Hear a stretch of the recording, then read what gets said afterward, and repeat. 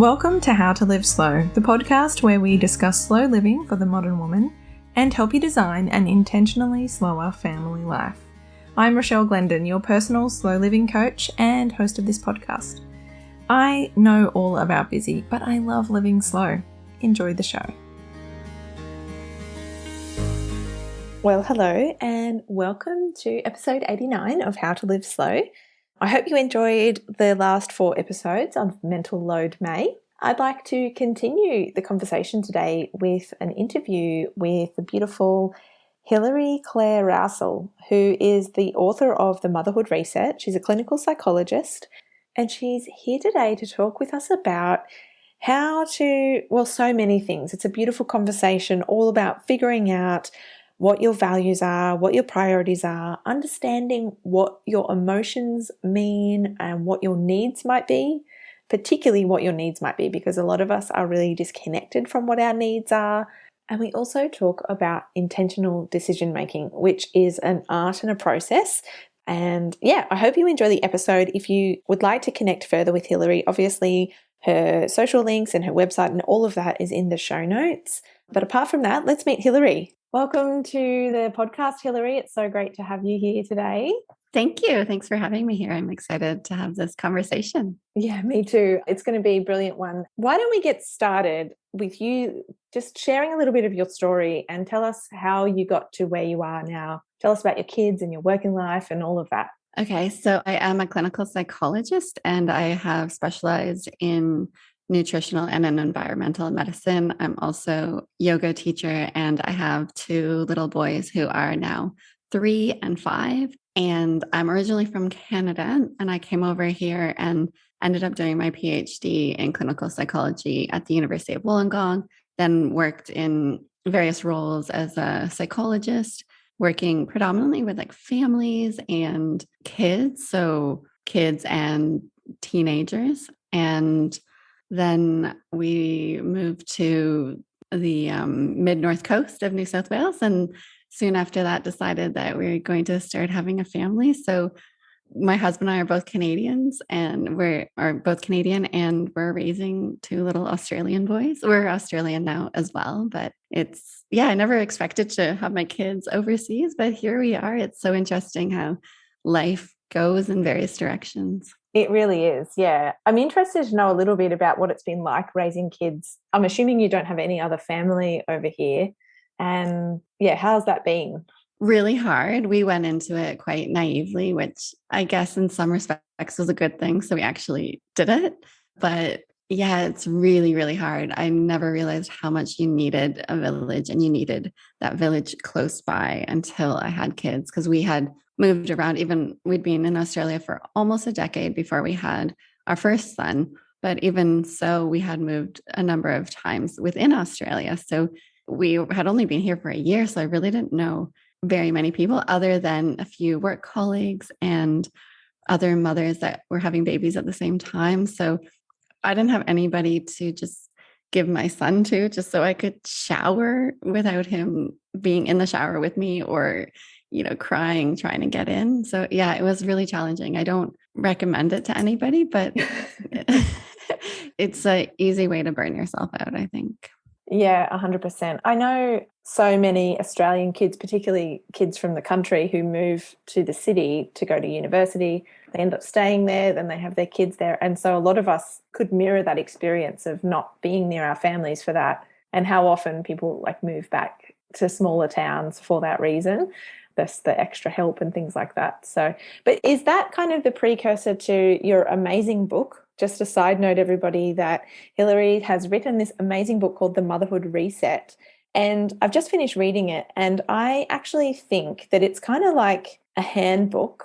I'm totally going off track here now. But to me, it reads like, there's so many parenting books that focus on how to be the best parent for your kids and how to interpret your kids, like things that they do. But this is like a book about how to be a mother in a way that's really supportive to you.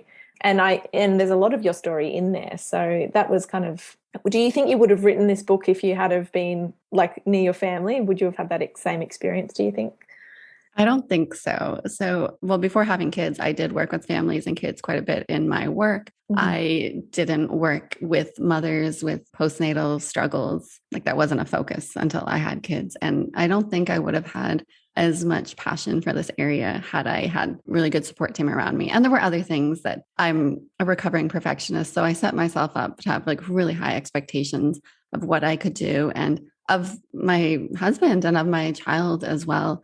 So there were other things that were challenging during that time. But absolutely, if I had had that really good support around me, I don't think I would have had my career go down this path. And I wouldn't be working with mothers in this space, supporting them with similar struggles with postnatal depletion and other struggles in motherhood. Yeah, I think our journeys often do shape our careers. Yeah, I agree with that. Let's talk about postnatal depletion and burnout, because it's not the same as postnatal depression. It's something completely different. It's more physical and also there's a mental side of it. Could you just explain a little bit more on your side of like what you've seen in people with the depletion side of things? Yeah, it is when you have a real depletion of nutrients, and often there's inflammation in the body as well. But there is that psychological side to it too, because not only are you exhausted, you're easily overwhelmed. There are often those mood struggles, anxiety, being hypervigilant. All of that does often come up for mothers who are struggling with postnatal depletion. And what causes postnatal depletion are like a multitude of different reasons.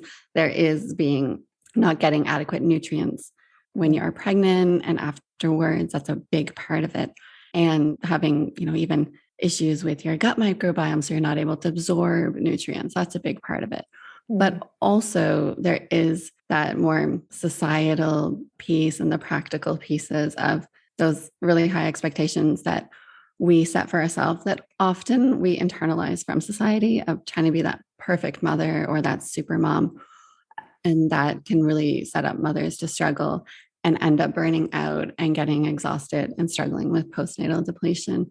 And then there's also the practical side of not having that support team around and doing it all yourself, and it being that 24-hour job that doesn't end, that can use up a lot of your stores of energy and nutrients. And there is a lot of overlap with postnatal depletion and postnatal depression and anxiety. And it's a syndrome. So it's just like an accumulation of symptoms. It's not that it's a disease or a disorder. So yeah, there's a lot of overlap between that and postnatal depression and anxiety, but I think it's more broad. And I think a lot more mothers resonate with that because mothers can have challenges and feel burnt out postnatally, but they may not be feeling depressed all the time. They may have moments of feeling depressed, but that might not fit with them. So I think postnatal depletion is it's more holistic to focus on. And there's so much that we can do from various angles, whether we focus on the physical side, the nutrition, working on those expectations, or setting mothers up with practical supports to help move them out of it. So there's a lot you can do with it, which is exciting. Like you're not stuck. Yeah. I think that, I'm obviously not a psychologist, but I feel like I can see that clear difference in if you had postnatal depression, it's almost like hard to imagine that things will be different. Whereas with depletion, you're just like, if I could just get some proper rest or if I could just figure out how to get more help, then I know that I would be fine. You can actually see that the problem's not in you. It's more the surrounding, like the environment or the situation that you're in. Yeah. And I think for depression, it is all those things as well. But I think when people get the label of depression, they often do internalize it. Whereas I think with the postnatal depletion, it's just, I'm depleted. Yeah, there's things that have happened, but I can work my way out of that. Whereas depression, sometimes you can take that label on and just, it is part of you then. And that's harder to shift. Yeah. And in the book, you talk a little bit about, well, actually, that's kind of like the process of how to get out of that depleted state. And there's so much in there. It's almost like there's not one thing that you can do. There's so many little things that you do, and they're almost all towards that future vision of like what you hope to create and like what's the first little thing you can do. And one of them is being really intentional about your decisions. So I was wondering if you could talk a little bit about that. And it's kind of like the early stages, right? Yeah, it's a big part of it because I think we go through our days making lots of automatic, unconscious decisions, and we need to, right? We don't want to be hyper aware of every decision we make. Otherwise, we wouldn't make it to 9 o'clock in the morning without just being exhausted. But I think if we can bring some intention to our decisions, we can start to shape our day-to-day life, shape our habits to create a life that supports us to thrive. And that's going to look different for me and you and everybody. But if we can notice those decisions that we're making and start being clear on, okay, well, what do I want? What do I want my life to look like? What do I need to have in my day-to-day life that's going to help support me to thrive? Asking yourself those sort of questions throughout your day can really help you to make decisions that in the long term will help you move out of postnatal depletion, or just overall have a life that is more meaningful and more aligned with what is important to you. So with intentional decision making, not only do I work with mothers to have them have a clear vision of what they want their life to look like, what that life that supports them to thrive look like, but then I also have them get clear on what their values are and who they want to be. So what kind of mother do they want to be? What kind of partner do they want to be? And these can be, there's lots of different values, but kindness, being authentic, being generous are some examples. So being clear on that. And then in your decisions, you can ask yourself, who do I want to be in this moment? Like, how do I want to show up for my kids here? How do I want to show up for myself? How do I want to treat myself here? What would that ideal version of me treat myself? And then you can use those questions to start being more intentional in your decisions rather than just automatically doing what you've always done. And also looking at your priorities, what's important to you is a really good thing. So when you are making decisions, you're not just saying yes to everything or no to everything. You're checking in, well, what is most important to me in my life? Who is most important to me?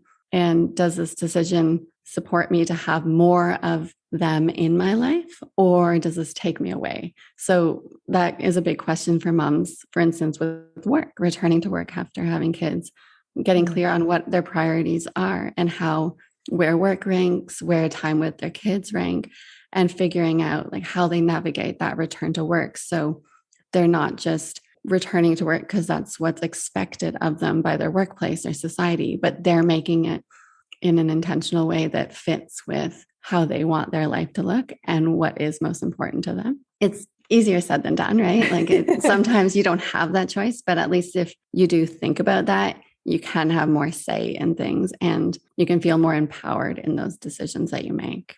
Yeah. Okay. So I see what you're saying. It's almost like you know your values, you know your priorities, and it helps you to make decisions, kind of like creates a filter for what I will do. It's just a no, basically. Yeah. Or if there is some time that might get added, but this is what I need. This is how much time I have. And these are the things that I'm going to spend it on based on my filter of my priorities and my values and the decisions that I need to make. And what you want your life to look like. And it's a lot of different questions to ask. And I don't expect people to ask all those questions every time they're faced with like, what should I eat for breakfast? Or other decisions throughout their day. But having that clarity on what they want their life to look like, what their priorities are, what their values are. Yeah, I love how you said that. It's like a filter. So if you know those things and you're really clear on them, you can just access them in those decisions. Well, what would that best version of me, or in the book, I talk about that vibrant me, what would she choose here? Because you know her so well after getting that clarity that you can just access her and make that decision from that future you that is thriving rather than wherever you are now. And that's often like a stressed or overwhelmed state when we're making those unconscious decisions. Yeah, that's so true. My coach, Jo Bendel, she says to me, not making a decision is a decision. And I really love that because it's so true. Whenever I've got like a mental list of things that I haven't decided on, it just overwhelms me. And I'm making that decision to not make decisions on things. And that's another thing, though. One of the parts in the book, I've got so many little notes here of the things that I want to talk about. And I know we're not supposed to just be talking about the book, but it is so good. But in the very early part of it, you said even admin tasks, like you have a PhD in psychology and stats is a big part of that. But the basic admin tasks just felt so overwhelming.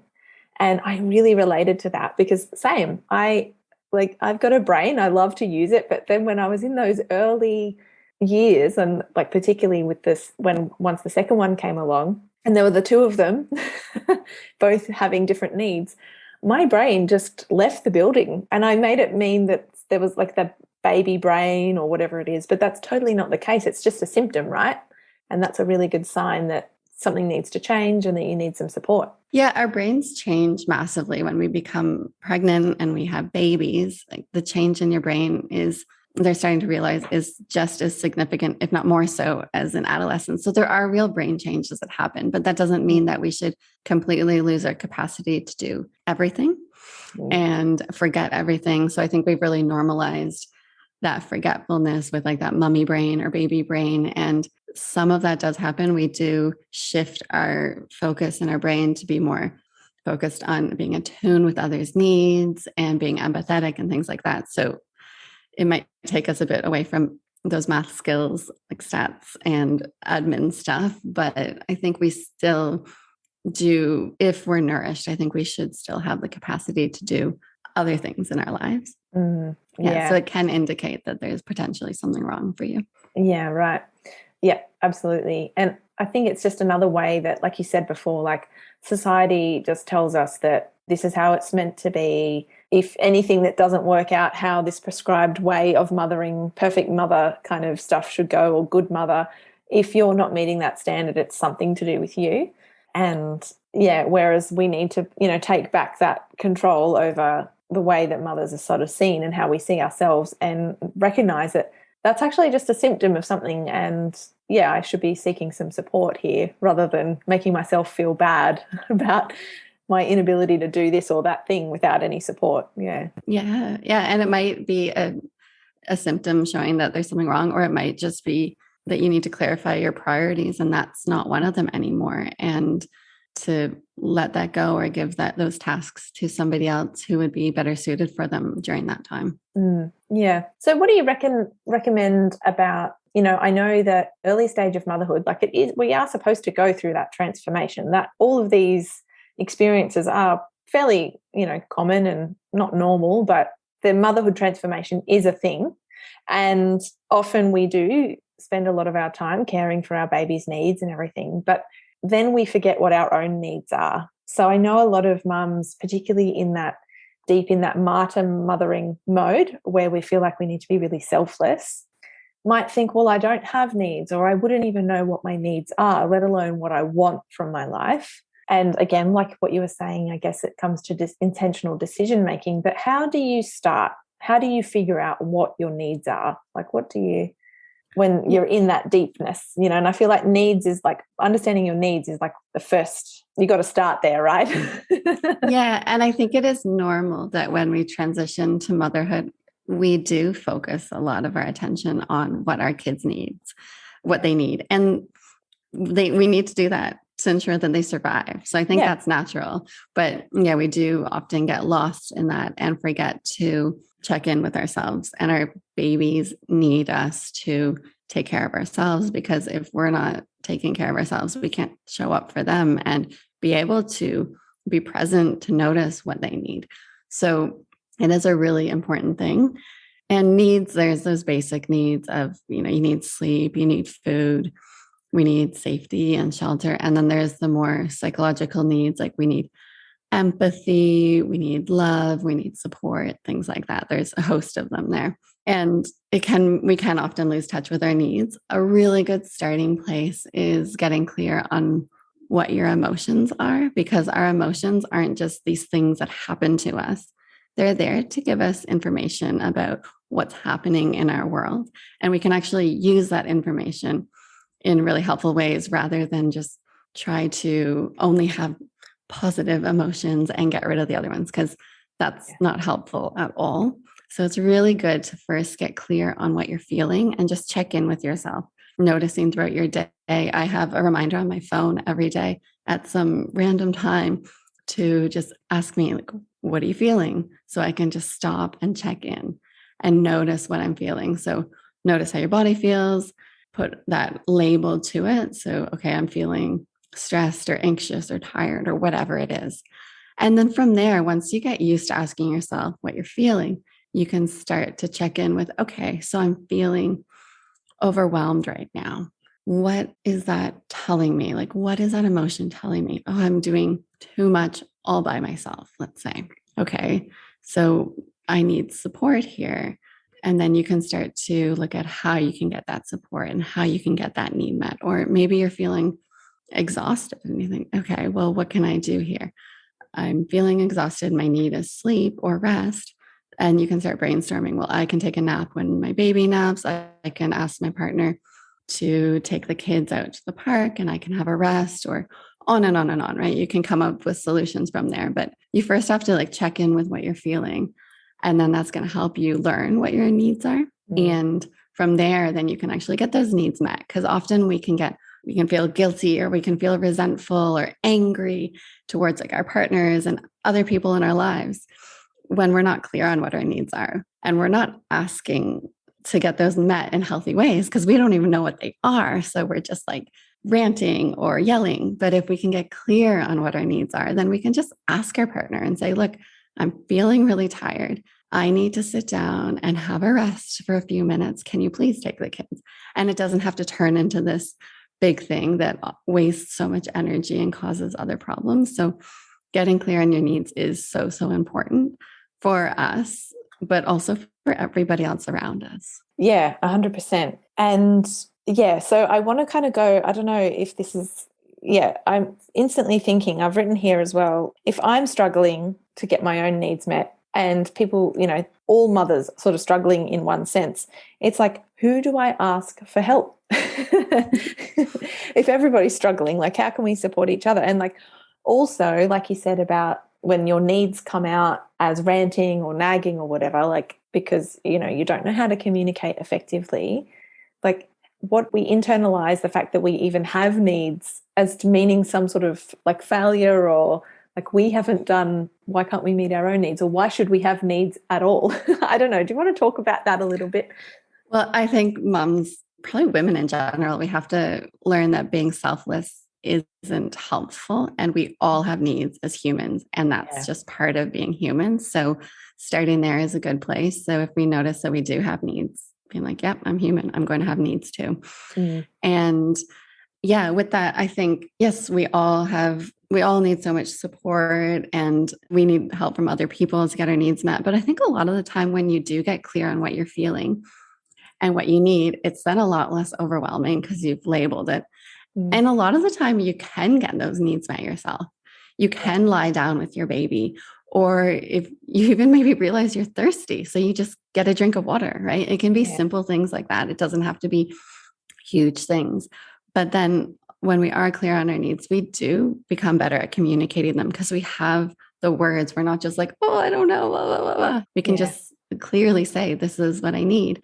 And you come up with better problem solving options for getting those needs met yourself. I find it helpful to, once you get clear on your need, to ask yourself, can I meet this myself, or do I have to ask somebody else to help me? And if you are going to ask somebody else, don't do it when you're like super stressed and they're stressed and busy. It's going to come across ineffectively. But ask at a time when you're feeling a bit calmer, and so are they, and they have time, and ask somebody who can actually help you with that too.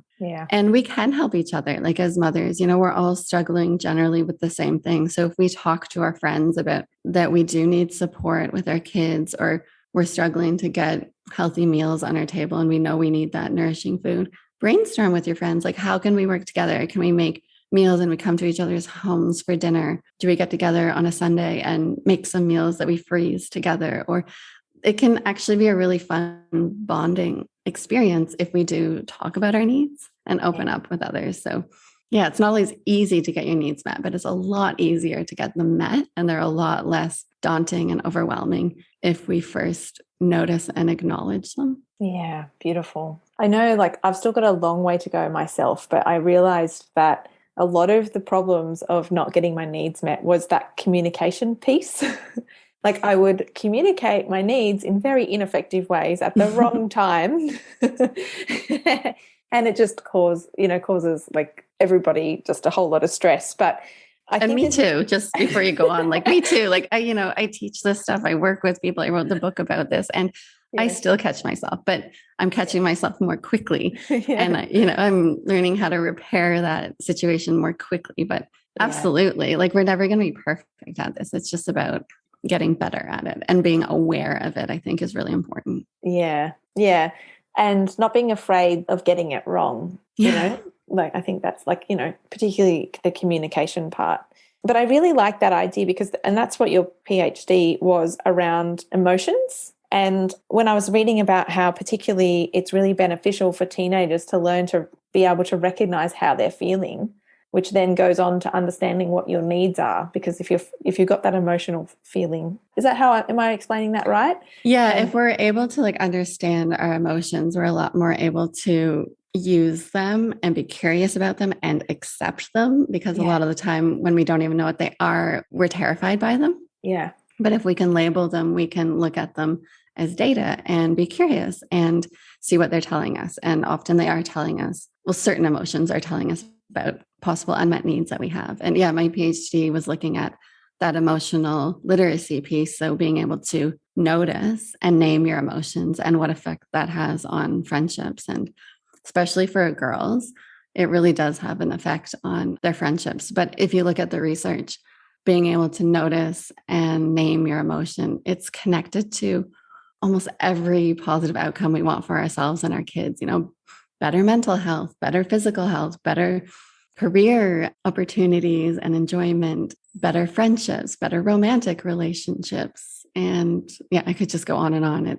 So it seems like such a basic thing, but if you go about your day, you do start realizing how important it is. And then, yeah, when you look at the research, it confirms that it is important in the short term, but it really is. It's hugely connected to those long-term outcomes that seem really separate from it. Yeah, I can see what you're saying. Do you think that it's, if we want to pass this stuff down to our kids so that they don't have to do this healing as adults, is it just a matter of learning how to do that for ourselves or really modeling that? Or do you think that there's things that we can do to kind of help our kids learn this sort of stuff themselves? I think modeling is a great way to teach because everybody benefits. We learn how to do it and we're more motivated to do it to teach our kids, but then we get the benefits as well. And our kids grow up just seeing that noticing and naming your emotions and talking about them and expressing them in healthy ways is normal, rather than when they're adults having to unlearn unhelpful ways that we hide from our emotions or deal with them or have them explode out of us. Yeah, have them have to do that work as adults to unlearn that and learn new strategies. So I think it's really, really good. I often talk to my kids about it, and I have my clients as well, like talking about in front of their kids, even in front of their babies, being like, okay, I'm noticing my chest is getting tight here and I'm starting to breathe heavier and I'm feeling stressed. And I just need to like take a breath here before I come and help you, or whatever it is. Or if you react, you can come back and say, look, I was feeling really stressed there. My chest was feeling tight. I didn't recognize it at the time, but I should have just taken a few breaths or gone outside before I came and helped you because I didn't respond in the way I wanted to, right? So it doesn't even have to be in the moment. It can be afterwards. And that does teach our kids. It teaches them so much. It teaches them how to understand their emotions and healthy ways to deal with them. But then if we are saying sorry, that also teaches them that making mistakes is okay and that it's okay to be imperfect. So yeah, they can learn a lot if we practice these things ourselves. Yeah, you've made me feel a lot better because there have definitely been times when I'm not in the right headspace and I've gotten snappy at the kids for doing something that ordinarily probably wouldn't even bother me. And then I've had to go away and then come back and apologize and explain myself. So I'm glad that that's the right way to do it. Yeah, I mean, we're all imperfect, right? Like, yeah, I did my PhD on this, but like talk to my husband, I don't get this right. Sometimes I do, but there's other times I don't. And that's okay. It's about, it's like about connecting with your needs. It's about just being intentional with it and trying to make it a practice. That's why I have a reminder still in my phone for me to check in with my emotions. And it's not always easy. Sometimes it comes up and not even sure what I'm feeling. It takes me some time. So it's not an easy skill. Yeah. And it sounds like if you're recovering perfectionist, and that there's that vulnerability as well in, you know, feeling like you have to be perfect and then like practicing not being perfect and being really vulnerable in that. Yeah, it's fun. Yeah. Well, thank you so much. I wanted to, before we say goodbye, I just wanted to say one other thing that I really loved about, now we've had a lot of episodes on the podcast around figuring out what your values are and what your, not necessarily what your needs are, but your values and priorities. And I always love a different perspective on how to do it. We've had some really great ideas and ways of figuring out what your values are. But what I really appreciated and what I think is really aligned with slow living for you is that you say values are not goals. And I never really kind of attached that before. And then you say you can live a fulfilling life by living your values and not just ticking off to-dos. And I was like, yeah, because I'm constantly trying to figure out, how do I achieve what I want to achieve in life without feeling like I'm constantly striving for some goal that's going to be years in the future or whatever it is. And it's just about, well, having really values that really light you up and make you feel like, even if I did nothing else, if I just achieved that outcome of that value of being really kind or generous or whatever, it doesn't matter how that transpires, but just knowing that I lived that value so strongly, that makes a good, fulfilling life. I think that's so beautiful. So I really appreciated that perspective. Yeah, I think it's an important thing that we're in our society, we're so focused on goals. And right from the get-go, it's like we're focused on getting through different years at school, right? Getting through different assignments. The focus is always on goals, but we often don't think about, well, who do I want to be and what kind of person do I want to show up as, and how do I want the people around me to describe me? And I think that's such an important piece. And it's nothing you can ever take off. You can't take off being kind. You can take off being kind once, right? But it's a way of being. So your values that you are bringing to your slow living and all these goals that you have, you can live those every day. Yeah. I think that's really special. And a really great way of, well, literally slowing down life and living it rather than ticking it off, because it's really morbid, but, you know, like there's no winning at life. If you get to the end and you've ticked it all off, that's, you know, you're in the grave. We all end up in the same place, right? So, but thank you so much. Is there anything else that you would love to share with our listeners before we say goodbye? I don't know. I just, thank you for having me. And I think if people can start to connect more with what they are feeling, what their values are, they can really start making positive shifts in their life. And that, it is so connected with that slow living, but it is because you have to slow down to do those things rather than just go on automatic pilot. So take that time, even if it's just 10 seconds to slow down, because people are generally living relatively busy lives while they're transitioning to a slower life, right? So even if it is 10 minutes or 10 seconds, just slow down in those 10 seconds and ask, what am I feeling? Or who do I want to be in this moment? How do I want to respond? You know, that doesn't take that long. And if you can build that habit, you can really shift your life in the direction that you want to. Yeah, beautiful. 10 seconds is all it takes to go from reacting to responding. Yeah. And even if in those 10 seconds, all you do is take a breath and you don't even ask any of those questions, great. You know, that's huge. Thank you so much. I really appreciated your insights today. Thanks for having me.